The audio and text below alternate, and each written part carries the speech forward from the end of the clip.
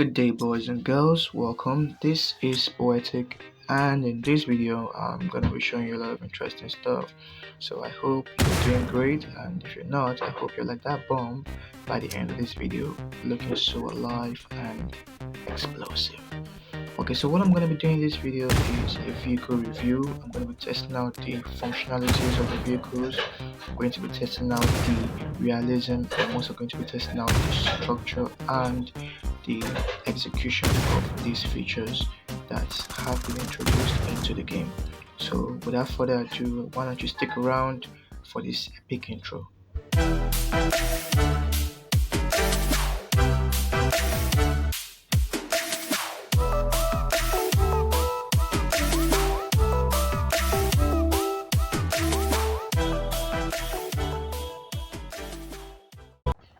Now right off the bat, so I'm gonna hop into this vehicle and we're gonna take it for a test drive.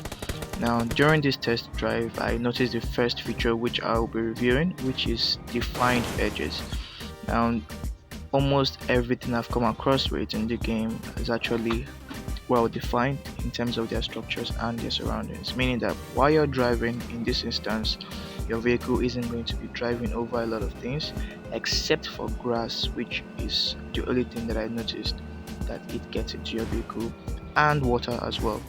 And second part of defined edges is the fact that you actually don't get any visible penalties when you run into objects, like you don't get scratches or damages, which in this case I would count it as a loss on the realism side of this feature.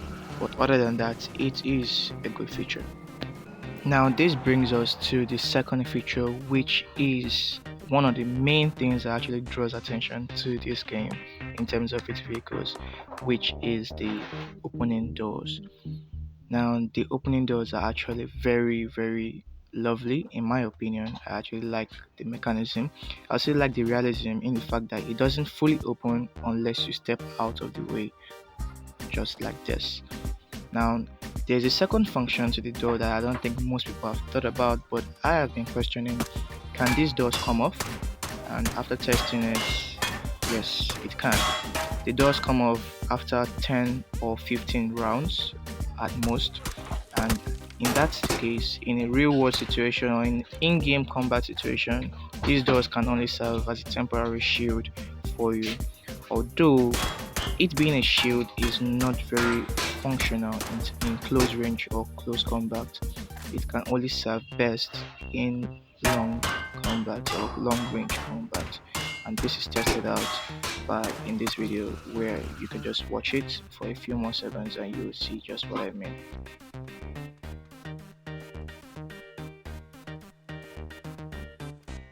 And you can see here the bottom part of the doors are completely open. So if you're in close or mid-range combat with someone and you want to use this door as a shield, just be fully aware of the fact that the bottom part of these doors are completely visible and that you are open to fire on that edge.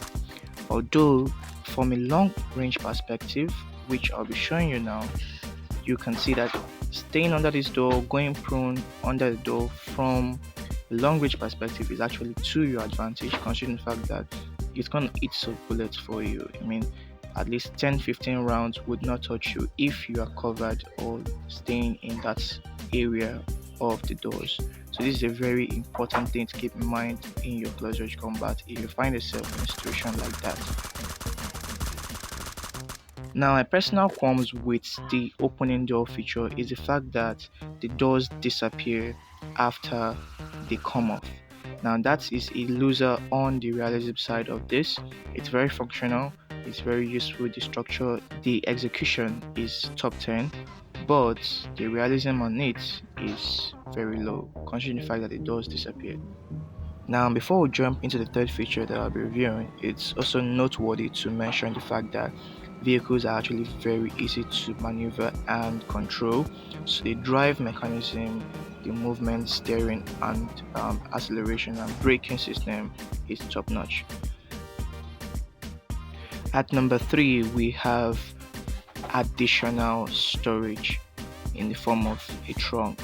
Now the vehicles give you at least 110% more storage for your loot. Now, 110% is actually not a random guess. This is said considering the fact that your level 3 backpack and your level 3 vest give you a total storage of at least 450. Meanwhile, the trunk gives you 500 in storage. So that means you can store in at least a couple of rounds of ammo, additional medkits, additional explosive, additional equipments that you make use of in the game, except other cars, of course. So you can't store a car inside the car, but you can store virtually anything else in this trunk. And this is one of the most redeeming features of this game. It's just amazing. It's one of my personal favorites because I can carry more loot, I can carry more useful things in my backpack and in my trunk. And by the way, some people are terrible drivers. Some people have brought their terrible and horrendous driving into PUBG New State. I mean, who flips a car in the middle of an open state? Damn.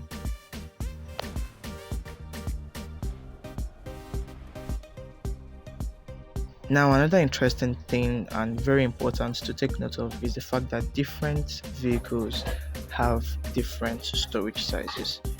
That's very, very realistic in my opinion, considering the fact that different structures, different sizes, different speed limits, different weights, and all of that makes the capacity of any vehicle different from that of another vehicle. So that's a very, very interesting part that I have noticed in this particular game, and it's actually very realistic and functional. So when you're playing your next match, just keep in mind that different cars are going to have different storage sizes, just in case you are wondering why you can't carry as much loot as you can with the other vehicle. Now, the next feature that I also noticed is the fact that when you destroy the doors of a vehicle, it doesn't actually affect the health point of the vehicle. Now, if you have not noticed, every single car has a health point. Even in PUBG Mobile, there is a health point, but in this case, you actually get a white line underneath the speed meter and the fuel meter. That white bar represents the health bar of this car. So each time you smash into a rock or run into a tree or smash into other vehicles, your vehicle takes damage. So that's a very, very important thing to keep in mind when you're playing the game. Now, the next and final feature is grenades bouncing off the vehicles. Now, vehicles are not impervious or indestructible by grenades, but when you throw a grenade on the body of a vehicle, it will bounce off or deflect. So in order for your nades to land, make sure that you throw it either behind the vehicle or in front of the vehicle or wherever it is that you want it to land. You also want to keep in mind that it takes about 3 grenades in order for a vehicle to be completely destroyed. Now guys, that's it for this video. I hope you liked it. I hope you saw and learned some useful tips. If you did, make sure you subscribe to this channel, smash that like button, and don't forget to leave me a comment.